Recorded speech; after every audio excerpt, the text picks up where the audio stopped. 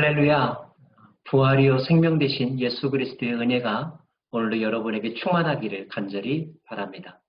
오늘은 사사기 18장입니다.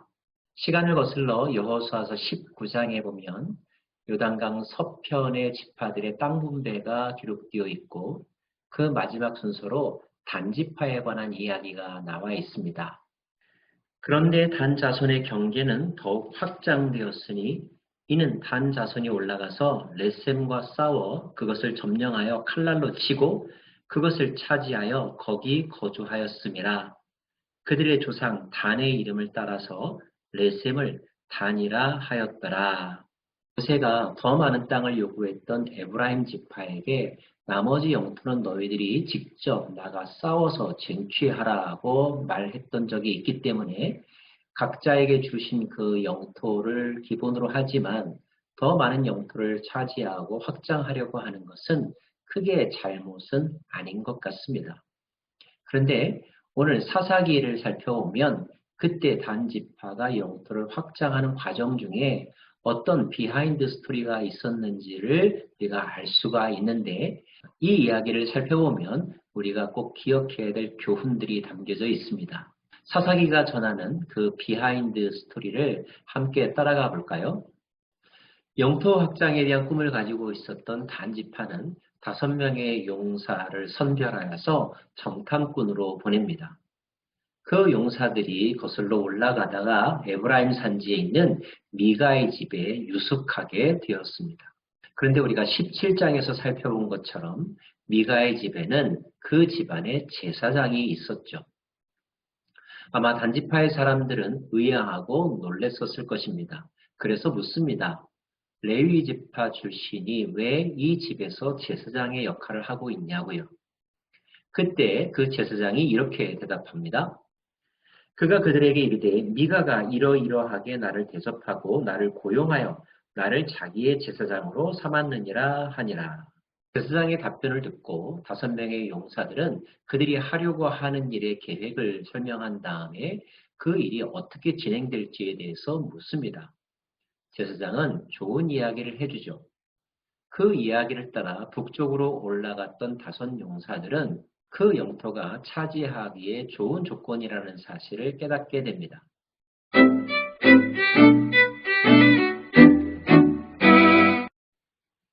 정탐꾼의 보고를 들었던 단 지파는 600명의 군사들을 편성하여서 전쟁에 보냅니다. 그런데 그들이 전쟁터로 가는 중에 다시 미가의 집에 들르게 되죠. 그리고 미가의 집에 있는 2개의 신상과 에봇과 드라빔을 가져가려고 합니다. 제사장이 깜짝 놀라서 묻습니다. 어찌하여 이런 일을 하느냐고요. 그때 그들은 제사장에게 말하기를 이제부터는 우리와 우리의 지파를 위하여 제사장 역할을 해달라고 요청합니다. 그러면서 너희가 한 가정의 제사장이 아니라 지파의 제사장이 된다면 그것이 너에게 더 좋지 않겠느냐 이야기하죠. 제사장이 어떻게 반응했을까요? 흔쾌히 수락합니다. 그래서 그 집을 떠나 단지파를 따라 올라가려고 하죠. 뒤늦게 알았던 미가가 쫓아와서 만류합니다. 제사장을 붙잡으려고 했겠죠. 단지파를 말렸습니다. 그러나 그때 단지파가 이렇게 단호하게 이야기합니다. 단 자손이 그에게 이르되 내 목소리를 우리에게 들리게 하지 말라. 노한 자들이 너희를 쳐서 내 생명과 내 가족의 생명을 잃게 할까 하노라 하고. 다시 말하면 미가의 요청을 단칼에 거절한 것입니다. 협박과 함께요. 그리고 그들은 북쪽으로 올라가서 라이스, 여호수아에서는 레셈이라고 표현되어 있는데요. 그 지역을 차지합니다. 단 자손이 성읍을 세우고 거기 거주하면서 이스라엘에게서 태어난 그들의 조상 단의 이름을 따서 그 이름을 단이라 하니라. 그 성읍의 본 이름은 라이스였더라. 이것이 단 지파가 또 하나의 영토를 획득하게 된 비하인드 스토리입니다. 그리고 성경은 단 자손이 자기들을 위하여 그 새긴 신상을 세웠고 모세의 손자요 게르솜의 아들인 요나단과 그의 자손은 단 지파의 제사장이 되어 그 땅 백성이 사로잡히는 날까지 이르렀더라. 하나님의 집이 실로에 있을 동안에 미가가 만든 바 새긴 신상이 단 자손에게 있었더라 라고 기록되어 있습니다. 자, 이 사건에서 우리는 무엇에 주목해야 되고 또 어떤 교훈을 얻어야만 할까요?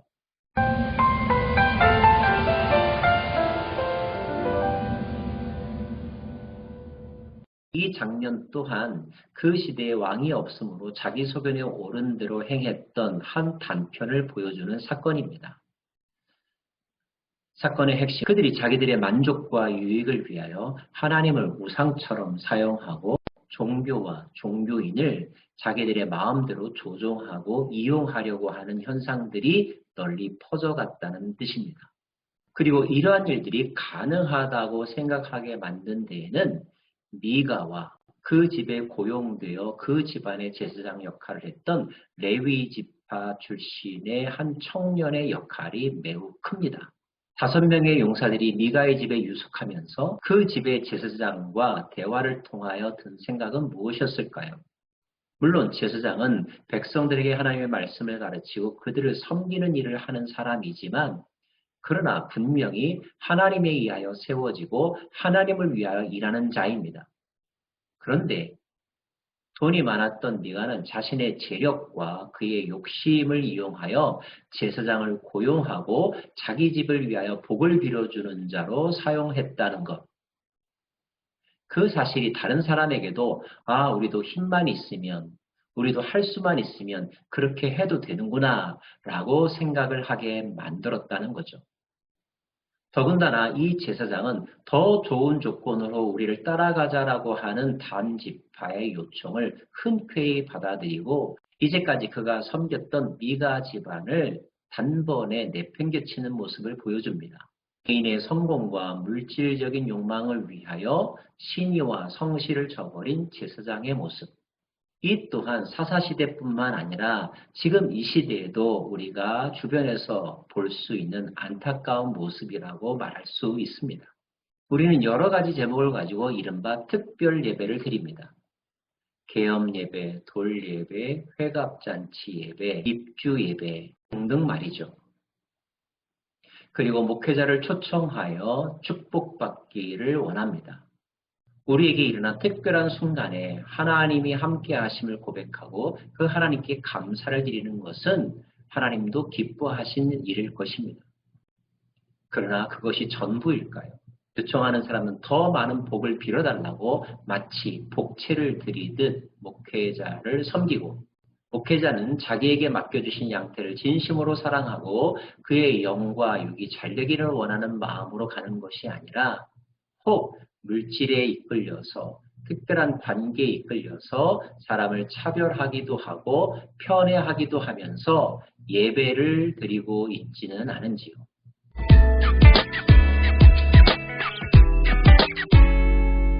이런 일은 점점 더 어떻게 확장되어 갑니까? 단지파가 북쪽의 영토를 차지하고 나서 그들은 아예 신상을 따로 모셔놓고 그들만의 제사장을 세워서 그곳에서 예배하고 있음을 볼 수가 있습니다. 하나님의 집이 실로에 있을 동안에 미가가 만든 바 새긴 신상이 단 자손에게 있었더라. 힘성과 통일성이 무너지고 각 지파별로 자기들의 편의에 따라서 신들을 섬기고 제사를 드리는 영적 분열의 현상의 첫 출발이 바로 단지파로부터 말미암았다는 것을 알 수가 있습니다. 미가가 개인적인 차원, 가정적인 차원에서 그러한 일을 저질렀다면 단지파는 지파적인 차원에서 그 규모가 더 커졌다고 볼 수가 있죠.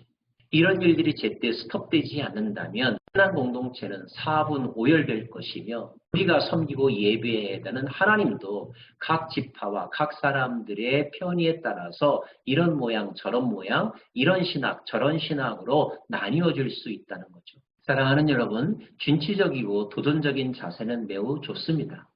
단지파가 자신들의 영토에 만족하지 않고 새로운 영토를 찾아 나아간다는 것. 하지만 여기에 백지 한 장 차이에 함정이 또 있죠. 창의적이고 도전적이고 주도적으로 인생을 살아가는 사람들일수록 자기들의 것을 추구하려고 하는 경향이 있습니다. 질서에 순종하기보다는 제도를 따라가기보다는 뭔가 색다른 것, 나만의 것을 취하려고 하는 속성, 창의성, 독창성을 내세우다가 중심으로부터 멀리 떨어져 전혀 다른 하나님, 전혀 다른 신앙을 갖는 우상과 이단에 속한 종파가 되지 않을까 늘 조심해야 할 것입니다. 하나님은 우리가 섬겨야 하는 대상입니다. 우리가 이용하는 대상이 아니라는 뜻입니다. 하나님이 우리 편이다라고 하는 고백보다 더 중요한 것은 내가 하나님 편에 서 있는가 하는 것이죠. 내 방식대로 예배하는 것이 아니라 하나님께서 기뻐하시는 방식대로 예배하는 것. 나의 성공과 목적을 달성하기 위해서 하나님을 찾는 것이 아니라 하나님의 기쁨이 되기 위하여 하나님의 계획과 뜻을 성취하기 위하여 그분을 찾고 그분의 말씀에 귀 기울이는 것. 이것이 신앙인의 바른 자세여야 할 것입니다. 영적 편의주의에 빠져들어서 나만의 교리와 나만의 절차와 나만의 모임을 만들려고 한다면 이는 결코 하나님이 기뻐하시지 않을 것입니다. 오직 하나님의 영광을 위하여 살아가는 복된 하루가 되기를 간절히 바랍니다. 기도하겠습니다. 하나님, 기독교가 종교화되어 가고 있습니다. 신앙이 변질되어 가고 있습니다. 하나님을 우상화하려고 하는 사람들이 있습니다. 하나님을 하나님으로만 섬기는 삶, 영적 편의주의에 빠져들지 않는 삶, 자기 멋대로의 신앙생활을 경계하고 조심하는 삶, 하나님의 말씀 때문에 인내하고 하나님의 말씀이 있는 곳으로 달려나가며 하나님의 영광만을 위하여 살아가기를 즐거워하는 저희들 되게 하여 주옵소서. 예수님 이름으로 기도합니다. 아멘.